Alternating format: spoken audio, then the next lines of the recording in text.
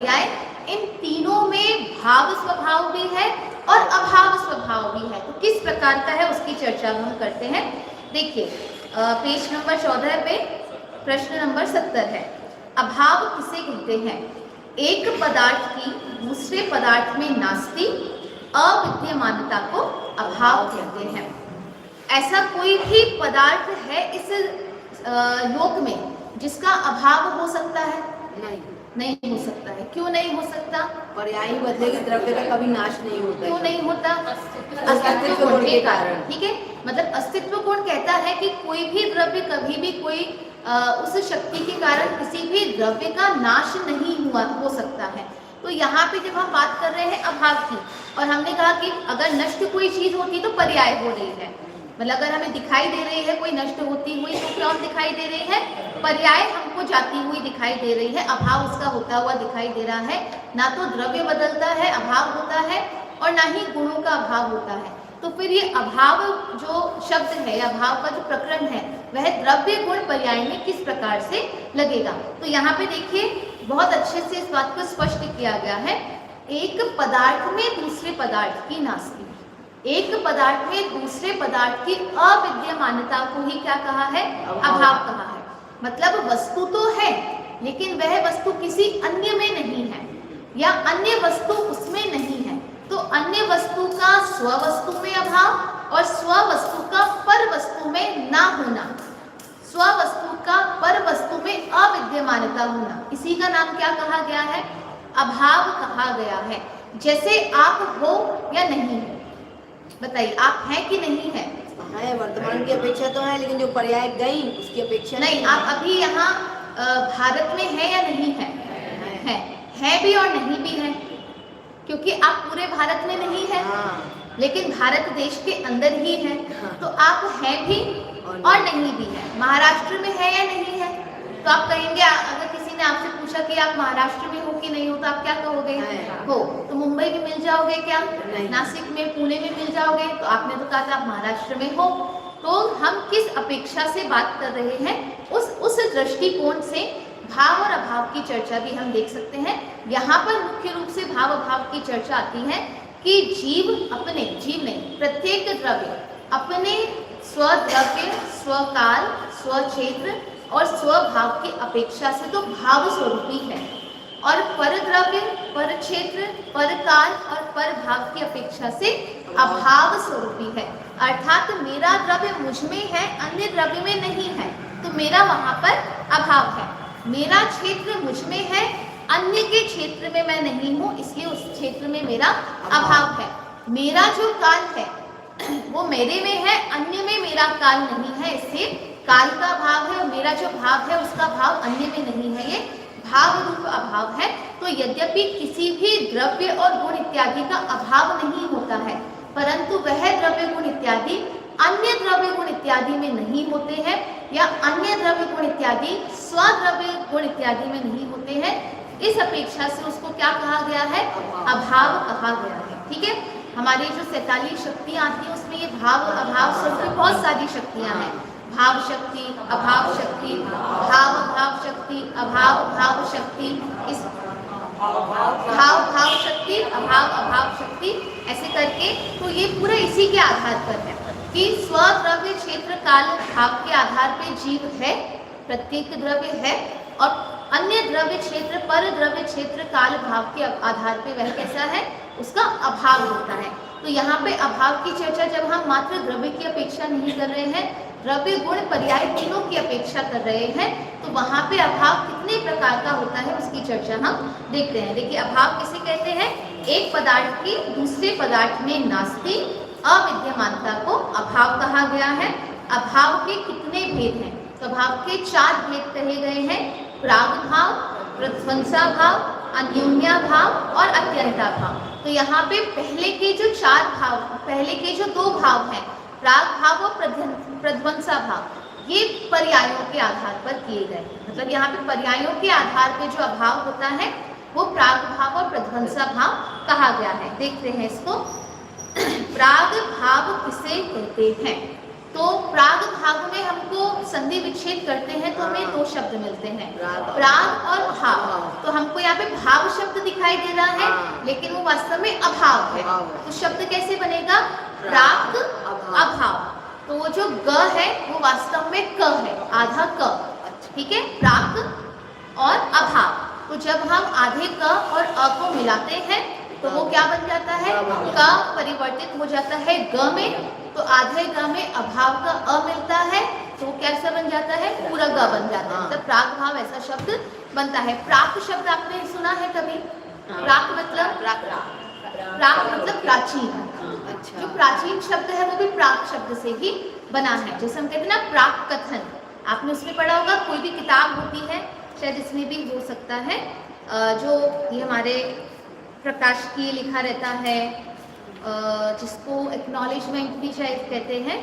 तो जो हमारी कोई भी किताबों के आगे, हाँ, प्रस्तावना जैसे यहाँ लिखा है, ऐसे ही कहीं किताबों में आप देखेंगे तो उसमें सबसे पहले प्रस्तावना ना लिख के प्राक कथन भी लिखा जाता है। इस किताब में भी लिखा है, इस प्रस्तावना ही शब्द लिखा है। तो प्राक कथन मतलब कि किताब के पहले, प्राक मतलब पहले, तो प्राक मतलब प्राचीन या पहले या पूर्व के अर्थ में प्रयोग किया।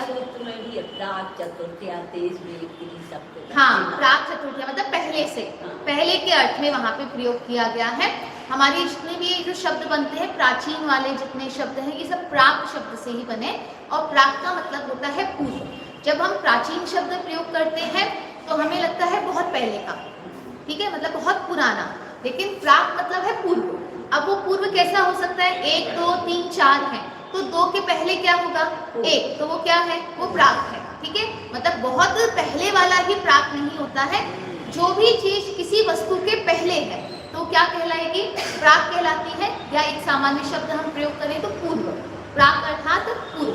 तो प्राग अभाव मतलब पूर्व में अभाव होता है। तो किसका अभाव किसमें होता है वो हम देखते हैं। वर्तमान पर्याय का पूर्व पर्याय में अभाव होता है, इसको प्राग भाव कहते हैं। प्रत्येक द्रव्य के प्रत्येक गुणों की निरंतर क्या चल रही है? पर्याय निरंतर हमारी चल रही है। तो जैसे अगर हम उनको प्रत्येक समय की हम पर्याय देखें तो 1 समय, 2 समय, 3 समय, 4 समय, 5 समय, 6 समय, ये सारी पर्याय हमारी चल रही है। तो 1 समय की पर्याय, 2 समय की पर्याय और 3 समय की पर्याय, इसको हम मान लीजिए लेते हैं। तो 2 समय की पर्याय मान लीजिए वर्तमान पर्याय है, ठीक है। तो वर्तमान पर्याय की 2 समय की पर्याय के लिए पूर्व पर्याय क्या होगी?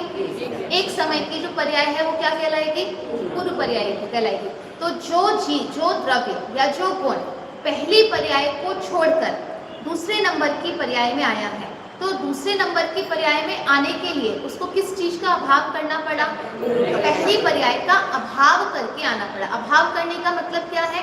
वो वहां नहीं है। हमने जब पर्यायों की चर्चा हमने की थी तब ये स्पष्ट किया था कि पर्याय नष्ट नहीं होती है, वे कहाँ रहती है? वे द्रव्य में ही सम्मिलित हो जाती है। लेकिन क्योंकि वो वर्तमान में हमें दिख नहीं रही है या उनका कार्य हो चुका है, ऐसा भी हम कह सकते हैं, क्योंकि वे अपना कार्य कर चुकी है, इस अपेक्षा से उन्हें क्या कहा जाता है कि वे नष्ट हो गई है या उनका अभाव उनका हो गया है। लेकिन उनका अभाव नहीं होता है, ना वे नष्ट होती है, वे उसी द्रव्य से आती हैं और उसी द्रव्य में क्या हो जाती है? सम्मिलित हो जाती है, उसी में गर्भित वे हो जाती हैं। तो वर्तमान पर्याय का पूर्व पर्याय में अभाव।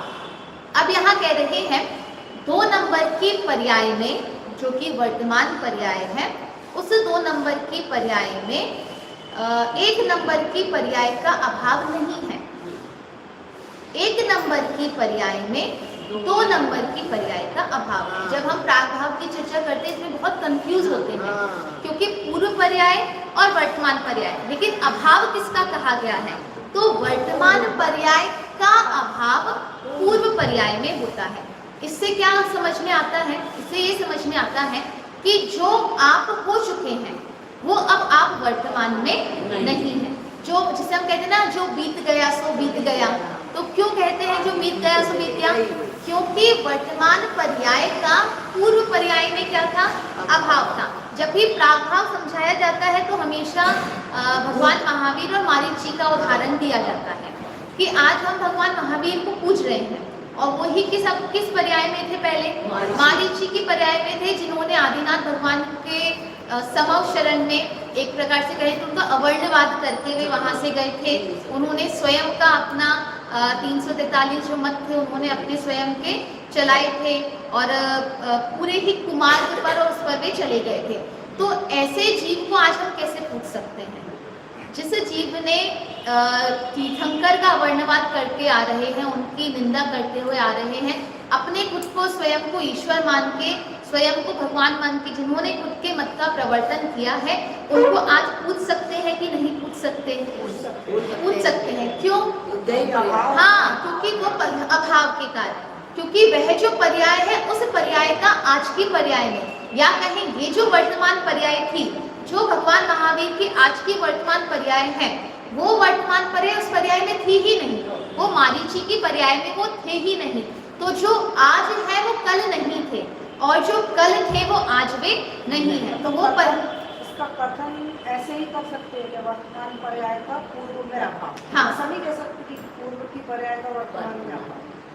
वैसे तो अर्थ एक ही होता है, क्योंकि अगर वर्तमान पर्याय का पूर्व पर्याय में अभाव है, इसका मतलब पूर्व पर्याय भी वर्तमान में नहीं है। लेकिन शास्त्रों में जो शब्द आए हैं वो यही प्रयोग हुए हैं। लिखा था ना तो गलत कर दिया था। हाँ बिल्कुल, हमारे यहाँ भी जो था ये क्वेश्चन इसीलिए दिया जाता था फिल इन द ब्लैंक्स में या किसी भी तरीके से, क्योंकि इसमें कंफ्यूजन होता ही है कि किस पर्याय का किस पर्याय में अभाव है। मुख्य रूप से हम बोलते हैं कि वर्तमान पर्याय में पूर्व पर्याय का अभाव, लेकिन जिनवाणी में तो शब्द यही आए हैं कि वर्तमान पर्याय का पूर्व पर्याय में अभाव है। इसको हम ऐसे भी समझ सकते हैं, अगर कोई अरहंत हो गए हैं तो अरहंत होते हुए भी अभी उनमें सिद्धपना नहीं है, क्योंकि वो जो उनकी पूर्व पर्याय थी उस पर्याय में आज की वर्तमान पर्याय अर्थात सिद्ध दशा का क्या है? अभाव है। इसमें ये भी हम समझ सकते हैं कि ये जो कार्य है, मतलब पूर्व पर्याय का, जो पूर्व पर्याय में आपके पास शक्ति कितनी ही हो, आपके पास शक्ति विद्यमान होने पर भी जब तक वो वर्तमान में व्यक्त नहीं होगी तब तक आप उस दशा में या उस रूप में प्रकट में नहीं हो सकते। अरहंत भगवान निश्चित रूप से क्या बनने वाले हैं? सिद्ध होने वाले हैं। उनमें निश्चित रूप से वो जो शक्ति भी है वो व्यक्त होने वाली है। जैसे हमारे अंदर भी सिद्ध होने की शक्ति है, लेकिन हमें कब वह व्यक्त होगी इसका कोई हमें पता नहीं है। हमें अभी इसका अंदाजा नहीं है कि वह कब व्यक्त होगी। कभी ना कभी बहुत समय बाद हमारी, मान लीजिए हम अरहंत अवस्था या सिद्ध अवस्था को प्राप्त करेंगे। लेकिन अरहंत दशा में तो पता है, जो जीव अरहंत दशा में है उनको तो निश्चित रूप से पता है कि ये निश्चित रूप से क्या होने वाले हैं, ये अल्पकाल में ही सिद्ध वे होने वाले हैं। लेकिन अल्पकाल में सिद्ध होने पर भी क्योंकि उस रूप पर्याय प्रकट नहीं हुई है, इसका मतलब उनकी सिद्ध दशा अभी व्यक्त होने में अभी क्या है? समय है। क्योंकि अभी की जो पर्याय है वो अरहंत दशा है, अरहंत पर्याय है, और जो वर्तमान पर्याय है वो कौन सी होगी? सिद्ध दशा होगी। मतलब वर्तमान पर्याय मान लीजिए सिद्ध दशा है और उनकी पहले की पर्याय क्या थी? अरहंत पर्याय थी। तो ये वर्तमान की पर्याय पहले नहीं थी, पहले उनकी अरहंत दशा ही थी। जब उन्होंने 4 घाती कर्मों का नाश किया तभी वे कौन सी पर्याय में आ पाए हैं? तभी वे सिद्ध दशा में आ पाए हैं। तो यहाँ पे मुख्य रूप से इसी का अर्थ रहता है।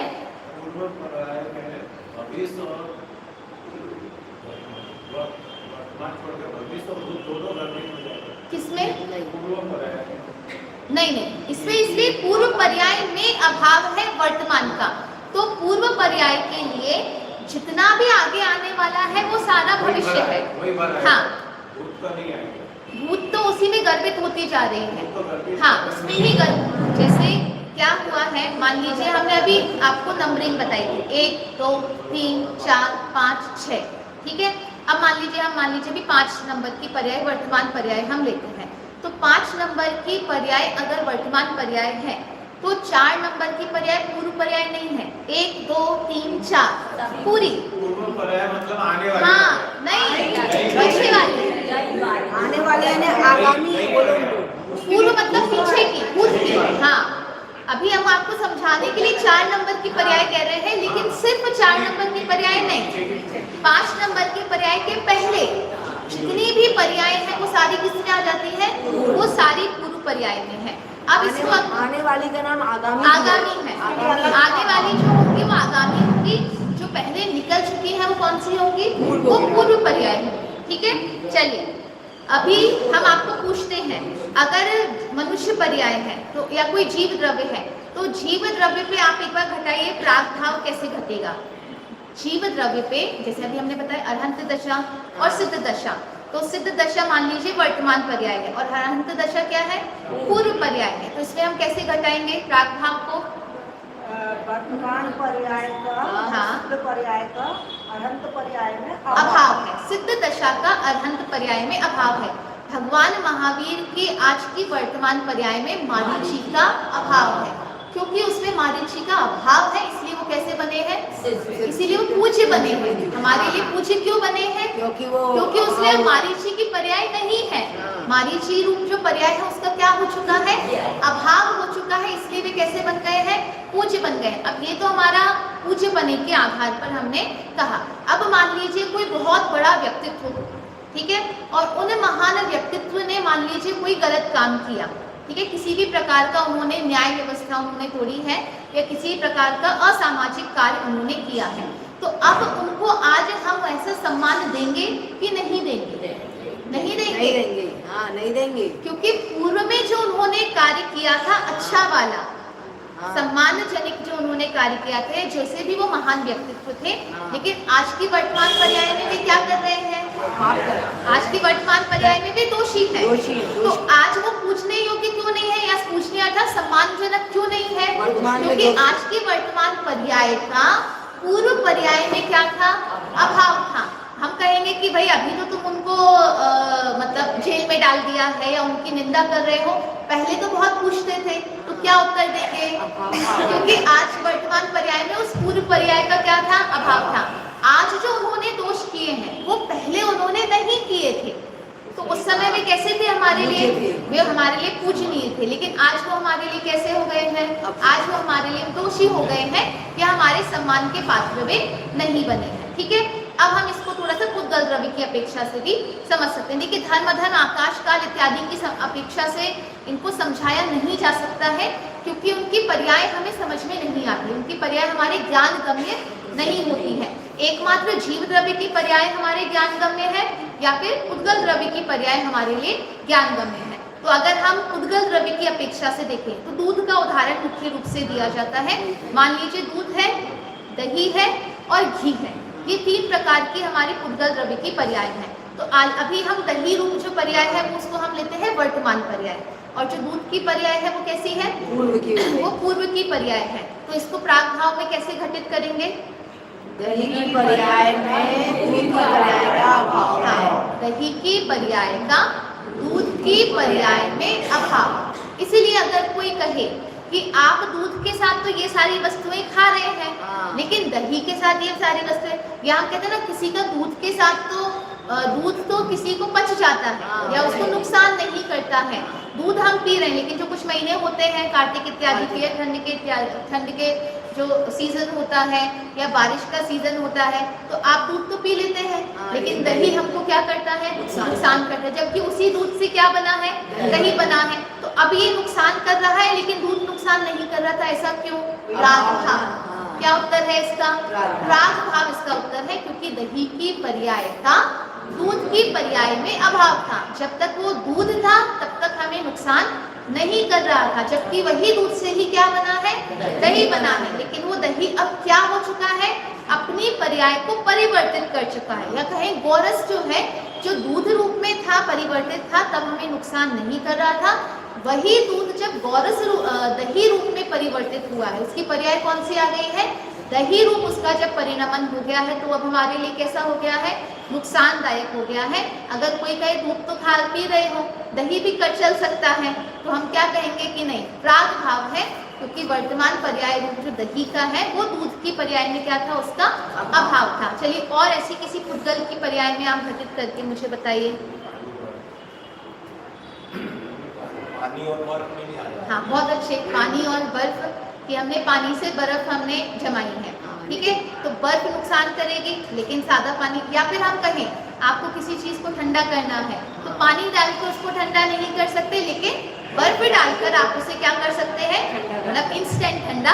अगर हम कुछ चीज पी रहे हैं, शिकंजी पी रहे हैं, तो उसको हमें अगर ठंडा करना है तो पानी तो उसमें पहले से ही है, और जो बर्फ है वो भी क्या है, पानी है। तो वो बर्फ डाल के उस पानी को कैसे ठंडा कर रहे हैं, क्योंकि उसकी पर्याय क्या है, बदल चुकी है। वो जो वर्तमान पर्याय है वो पूर्व की पर्याय में नहीं थी। उस बर्फ का जल रूप पर्याय में क्या है, अभाव है। चलिए और बताइए, जीव की अवस्था में बताइए। सम्यक दर्शन है, और जैसे केवल ज्ञान, हाँ, अभी केवल ज्ञान है, पहले नहीं था। तो पहले मानो सम्यक दर्शन, यानी सम्यक दर्शन ही मिथ्या दर्शन था। हाँ, तो अब हमारी समझ लो सम्यक दृष्टि पर्याय में मिथ्या दृष्टि पर्याय का अभाव। हाँ, जो सम्यक दर्शन की पर्याय है, जो वर्तमान में सम्यक दर्शन की पर्याय है, उसका मिथ्या दर्शन की पर्याय में अभाव है। अगर हम इस अभाव को नहीं माने तो क्या होगा, इसमें आएगा भी प्रकरण, तभी पढ़ेंगे, लेकिन आप खुद विचार करके बताएं। अगर हमने ये अभाव नहीं माना तो क्या दिक्कत है? जीव हमेशा दोषी ही दिखेगा, कभी फिर वो ना दोष निर्दोष हो ही नहीं पाएगा। बहुत अच्छे। फिर हमको जैसे हमने कहा ना, आज हम भगवान महावीर को क्यों पूछ पा रहे हैं, प्राग भाव के कारण पूछ पा रहे हैं। अगर ये प्राग भाव नहीं होता तो आज वो हमारे लिए पूज्य बने में स्थापित नहीं होते, क्योंकि हमें क्या दिखाई देती, वो मारीची की पर्याय भी हमको दिखाई देती। अगर उस मारीची की पर्याय का अभाव नहीं हुआ होता तो वो मारीची की पर्याय भी हमको दिखाई देती, और उस मारीची की पर्याय के देखने पर हम उनको पूज्य बने में स्थापित हम उन्हें नहीं कर पाते। दूसरा क्या दोष आ सकता है? हाँ, नहीं, सम्यक दृष्टि तो हो जाएगा, लेकिन मिथ्यात्व रूपी पर्याय भी रहेगी। अगर कोई जीव के सम्यक दर्शन की पर्याय प्रकट हुई और मिथ्या दर्शन की पर्याय का अभाव नहीं हुआ, तो वही जीव मिथ्या दृष्टि रूप पर्याय सहित भी होगा और सम्यक दर्शन रूप पर्याय सहित भी होगा, जो कि संभव नहीं है। या तो आपकी मिथ्या दर्शन की पर्याय होगी, सम्यक दर्शन की पर्याय। ये कब संभव हो पाएगा? जब किसी पर्याय का अभाव होगा, तभी ये संभव हो पाएगा कि नई पर्याय क्या हो, एकदम नई रूप से प्रकट हो पाए, पूर्व पर्याय का अभाव करके। आप कुछ पूछ रहे हैं आंटी?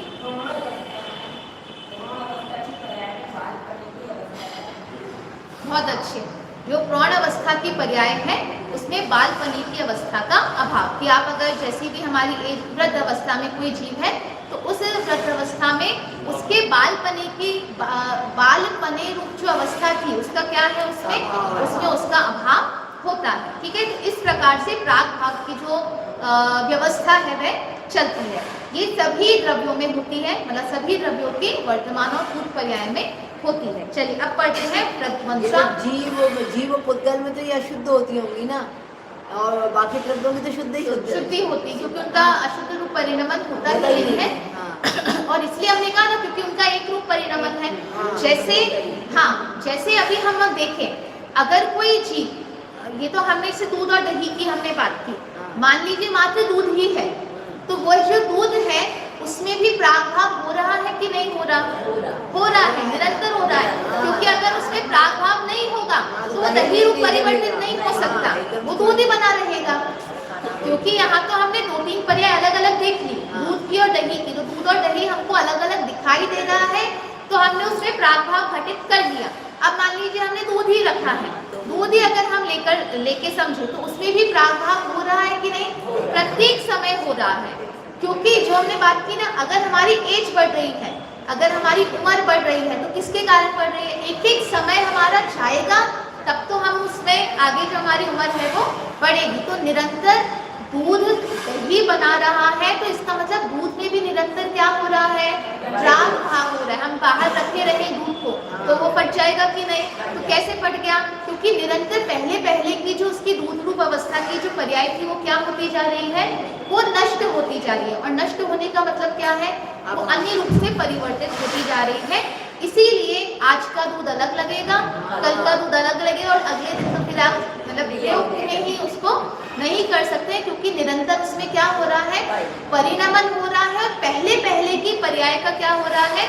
अभाव होता जा रहा है। वर्तमान पर्याय का पहले की पर्याय में अभाव था। जैसे एक वो उदाहरण बताती हूँ। एक व्यक्ति एक दुकान में समोसे खाने गया, तो बहुत अच्छे समोसे उसको लगे, तो उसने बोला भाई आपके समोसे या कचौड़ी या कुछ भी समझ लीजिए, वो खाने गया और उसने कहा कि भाई आपके केले वाले थे केले वाले समोसे थे, तो वहाँ पे खाने गया और उसने कहा कि बहुत अच्छे समोसे हैं, बहुत बढ़िया आपने बनाए हैं। तो उन्होंने कहा ठीक है, अच्छी बात है। उसने बोला अगले दिन उसने कहा कि भाई कल के समोसे बहुत अच्छे थे, आज भी मैं खाने जाता हूँ। तो आज जब वो गया खाने तो उसने फिर से समोसा खाया, तो बोला भाई आज में वो मज़ा नहीं है जो कल में था, आज के तो आपके समोसे अच्छे ही नहीं लग रहे, कल के आपके समोसे बहुत अच्छे थे। तो दुकानदार ने कहा भाई साहब ये तो कल के ही समोसे हैं। तो अब कल के ही समोसे तो कल तो अच्छे लग रहे थे, लेकिन आज अच्छे क्यों नहीं लग रहे, जबकि वही थे, वही के वही समोसे हैं। प्राग भाव के कारण, क्योंकि आज की उसी एक समोसे की जो वर्तमान पर्याय थी उसका पूर्व की पर्याय में अभाव था। कल वो ताजे थे, आज वो क्या हो चुके हैं, बासे हो चुके हैं। यद्यपि वही के वही है, नहीं तो उसने बनाए नहीं है। ये प्रागभाव हमको समझाता है कि वर्तमान पर्याय का पूर्व पर्याय में अभाव होता है। जो अवस्था आज हमारी है वह पूर्व में हमारी नहीं थी। ऐसे ही प्रध्वंसा भाव को अब हम समझते हैं। प्रध्वंसा भाव, ठीक है, प्रध्वंस अभाव। ध्वंस का मतलब होता है नष्ट होना। तो जिसके माध्यम से जो कार्य है, जो पर्याय है वो नष्ट होती है, उसको हमने कहा है प्रध्वंसा भाव। प्रध्वंसा भाव क्या कहता है, वर्तमान पर्याय का आगामी पर्याय में अभाव, कि आज जो वर्तमान पर्याय है उस पर्याय में अभी आगामी जो पर्याय है वो नहीं आई है, उस पर्याय का अभी क्या है, अभाव है। अभी अर्हंत सिद्ध दशा में अर्हंत दशा का अभाव था, ये प्राग भाव था, और अर्हंत दशा में सिद्ध दशा का अभाव है, ये क्या है, ये प्रध्वंसा भाव है। मतलब अगर कोई जीव वर्तमान पर्याय को अगर हम देखते हैं तो इस वर्तमान पर्याय में उसके भूतकाल की पर्याय नहीं है। नहीं होने का मतलब है प्रकट नहीं है। अभी जो प्रकट है वो कौन सी पर्याय प्रकट है, वर्तमान पर्याय प्रकट है। इस वर्तमान पर्याय में पूर्व पर्याय नहीं है, ये कौन सा भाव है, प्राग भाव है। और इस वर्तमान पर्याय में आगामी पर्याय भी नहीं है, ये कौन सा भाव है, ये प्रध्वंसा भाव है। तो कौन सी किस चीज का भाव है, फिर दो चीजों का भाव हो गया, तो भाव किसका है, वर्तमान पर्याय। मतलब वर्तमान पर्याय ही भाव स्वरूप रहती है। आगे आगामी पर्याय मतलब भविष्य की पर्याय और भूतकाल की पर्याय का क्या रहता है, अभाव रहता है। अगर ये अभाव ना हो तो क्या होगा, सब मिक्स हो जाएगा। जैसे स्थिर तो तब होगी जब पर्याय बदल नहीं रही है, लेकिन पर्याय तो बदल रही है। लेकिन अगर एक पर्याय का दूसरे पर्याय में अभाव नहीं होगा तो आपको दही में भी दूध का स्वाद आ जाएगा, दूध में भी घी का स्वाद आ जाएगा, घी में भी दही का स्वाद आ जाएगा, क्योंकि इनमें आपस में पर्यायों का अभाव अगर नहीं हुआ, वर्तमान और आगामी पर्याय, भविष्य और भूतकाल की पर्यायों का अभाव नहीं हुआ, तो सिद्ध दशा में भी मनुष्य दशा दिखेगी, अर्हंत दशा में भी सिद्ध दशा दिखेगी। तो हमारी जो पूरी वस्तु व्यवस्था है वो क्या हो जाएगी, वो चरमरा जाएगी, वो गड़बड़ हो जाएगी। इसीलिए यहाँ कहते हैं कि एक जो वर्तमान पर्याय हमें दिखाई दे रही है उसमें ना तो भूतकाल की पर्याय है और ना ही आगामी पर्याय है। तो हम बोलेंगे भाई ये तो हमको मतलब बहुत ही स्पष्ट हमको समझ में आता है कि जो चीज़ चली गई है वो चली गई है और जो आई नहीं है वो तो आई ही नहीं है। तो हम इसको समझे क्यों, ये तो हमको वैसे ही समझ में आता है कि नहीं, कि दूध अगर दही बन गया है तो दूध कहाँ गया है, चला गया है, मतलब दूध की पर्याय नष्ट हो गई है। और अभी जब तक हम उसको मथेंगे नहीं या उसका घी नहीं निकालेंगे तब तक घी नहीं निकलेगा, तो अभी इसमें घी की पर्याय का अभाव है। लेकिन इस चीज़ को हम अपने मतलब प्रयोग में कैसे लाएं, तो एक तो हम इसी तरीके से इसको प्रयोग में लाते हैं कि मान लीजिए अगर हमने अभी तक कितने भी दोष किए हैं तो हमें ये पता होना चाहिए कि भाई वो जो दोष थे वो मेरे भूतकाल के थे, लेकिन आज की मेरी वर्तमान पर्याय कैसी है, हाँ मतलब अब मैं उस दोषों से दूर होने का प्रयास कर रहा हूँ। जैसे एक लाइन आती है, बीती ताही विसार के आगे की सुध ले, weep not for the past hope best for the future. मतलब weep not for the past, जो पास्ट निकल गया है उसके लिए वीप अर्थात रो मत, ठीक है, और क्या करो, hope best for the future, कि अब जो फ्यूचर आने वाला है उसके अच्छे आशा रखो, बेस्ट की आशा आप होप करो कि आपके साथ क्या हो, अच्छा हो। तो क्यों अच्छा हो, अभी तो सब कुछ गलत गलत हो रहा है, तो आगे क्यों अच्छा होगा मेरे साथ, कोई पर्याय का, क्योंकि आज की पर्याय का आगामी पर्याय में अभाव है। ये पर्याय सदाकाल ऐसे नहीं रहने वाली है। अगर आज मेरे साथ अच्छा हो रहा है तो इसका मतलब, आज अगर मेरे साथ बुरा हो रहा है तो इसका मतलब ये नहीं है कि आगे भी मेरे साथ क्या होगा, बुरा ही होगा। क्यों? क्योंकि आज की पर्याय का भविष्य की पर्याय में कैसा है, अभाव है। आज किसी के साथ अच्छा हो रहा है लेकिन वो इसीलिए रो रहा है कि भैया मेरे साथ भूतकाल में तो इतना अच्छा हुआ ही नहीं है। आज मेरे पास इतना पैसा आ गया लेकिन पहले तो था ही नहीं, मैं कितनी मुसीबत में रहा, कितनी परेशानी में रहा। तो आज का भी जो उसका सुख है वो क्या नहीं कर पा रहा है, भोग नहीं पा रहा है। क्यों? क्योंकि वो भूतकाल की चीजों के लिए क्या कर रहा है, रो रहा है। ये आपने कथन सुना होगा ना कि भूत के पांव पीछे होते हैं, जो भूत के पैर होते हैं ना वो उल्टे होते हैं। तो उसका वास्तविक तात्पर्य पता है क्या है, कि जो भूतकाल है वो पीछे देखता है। तो भूतकाल क्योंकि पीछे चलता है इसलिए कहते हैं कि भूत के पैर उल्टे होते हैं। अगर आप भी पीछे की ओर देख रहे हैं अगर आप भी उल्टा चल रहे हैं, उल्टा चलने का मतलब क्या होता है, पुरानी यादें करना। हाँ, पुराने दोषों को याद करके आप दुखी हो रहे हैं, पुरानी अवस्थाओं को याद करके, पुरानी परेशानियों और क्योंकि वो समस्याएं तो जा चुकी है, वो परेशानियां जा चुकी हैं। आप ना तो उस अवस्था में है ना उस दशा में है, लेकिन आप आज भी अगर उन्हीं चीजों को लेकर आप दुखी हो रहे हैं या रो रहे हैं तो आपके पैर भी कैसे हैं, उल्टे। क्योंकि आप आगे की ओर नहीं बढ़ रहे हैं, आप कहाँ बढ़ रहे हैं, आप पीछे की ओर बढ़ रहे हैं। तो यहाँ कहते हैं उस समय हमें कौन से अभाव को समझना है, प्राग भाव को समझना है। जो हमारा निकल गया है वो जा चुका है। इसको हम ऐसे भी एक वाक्य में हम समझ सकते हैं कि जो समय है वो सदाकाल एक सा नहीं रहता। हाँ, जो समय है वो सदाकाल एक सा नहीं रहता है। जो बुरा निकल गया है वो आज नहीं है और जो अच्छा आने वाला है वह भी आज नहीं है। तो हमें क्या करना है कि भाई पीछे का जो बुरा निकल गया है उसको तो हम ना देखें क्योंकि उसका आज में अभाव है। आगे जो अच्छा आने वाला है होपफुली, ठीक है, उम्मीद के साथ कि हम तो यही कहेंगे कि अच्छा ही आने वाला है। अगर कोई मरण को प्राप्त होता है तो उसको स्वर्गवासी ही कहा जाता है, चाहे वो किसी भी गति में जाए। पर हम तो क्या करते हैं, बेस्ट की हाँ आशा हम अच्छी ही करते हैं। तो यहाँ भी कहते हैं प्रध्वंसा भाव के माध्यम से हम ये समझें, आज अगर मेरी अवस्था अच्छी नहीं है तो ये समय भी सदाकाल ऐसा नहीं रहने वाला है, क्योंकि आज के पर्याय का पूर्व की आगामी पर्याय में क्या होगा, अभाव होगा।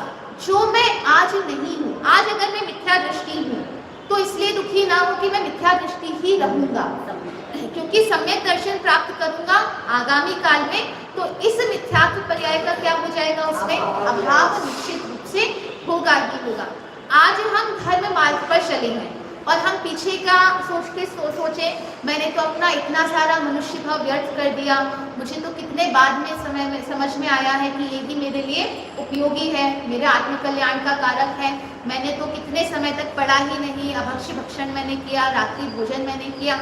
ये अगर हम सोचें तो आज भी हम दुखी हो रहे हैं। तब तो हमने पाप कर्म कमाया ही है, उस कार्य को करके पाप कर्म हमने कमाया ही है, और आज भी आकुलित व्याकुलित होकर हम क्या कर रहे हैं, पुनः पाप कर्म का बंधन ही कर रहे हैं। उस समय ये विचार करें, जब हम किसी को माफ करते हैं तो क्या सोच के माफ करते हैं, प्राग भाव समझ के माफ करते हैं। जब किसी को हमने माफ किया, किसी ने बहुत बड़ा दोष किया, हमारे बच्चे ने अगर कोई गलती की तो हम उसको क्या सोच के माफ करते हैं, भाई वो हो गया, अब वो आगे नहीं करेगा। उसको हम समझाएंगे कि भाई आगे ये चीज नहीं होनी चाहिए। तो उसको अगर हमने माफ किया है तो क्या सोच के माफ किया है, वो जा चुका है। वो जो पर्याय में जिस पर्याय में उन्होंने दोष किए थे, जिस पर्याय में उन्होंने अपराध किए थे, गलती की थी, वो पर्याय क्या हो चुकी है, जा चुकी है। और आज की पर्याय में वो ऐसी कोई गलती नहीं कर रहा है, ऐसी कोई अपराध या दोष वह नहीं कर रहा है। तो हम उसको माफ कब कर पाए, जब हमने प्राग भाव को समझा है, तभी हम उसको माफ कर पाए हैं, उसको हम क्षमा कर पाए हैं। तो आज हमने दो अभाव की हमने चर्चा की है, प्राग भाव और प्रध्वंसा भाव। आप और उदाहरण सोचकर आएंगे, प्राग भाव में और कैसे कैसे उदाहरण लग सकते हैं और प्रध्वंसा भाव में भी क्या उदाहरण लग सकते हैं, इसकी और चर्चा जो है अगर आपको समय मिले तो हमारा जो देवागम स्तोत्र है, उस देवागम स्तोत्र में सबसे पहले हमको अगर कहीं चार अभाव की चर्चा प्राप्त होती है तो देवागम स्तोत्र में ही प्राप्त होती है। तो उसमें हमारे 3 4 छंदों के माध्यम से ये 4 अभाव की चर्चा की गई है। आपको समय मिले तो उसको अवश्य पढ़कर आए, नहीं तो हम यहाँ पर भी उसको थोड़ा बहुत समझाने का प्रयास हम करेंगे। ठीक है, चलिए आज की जो चर्चा है यहीं पे पूर्ण करते हैं।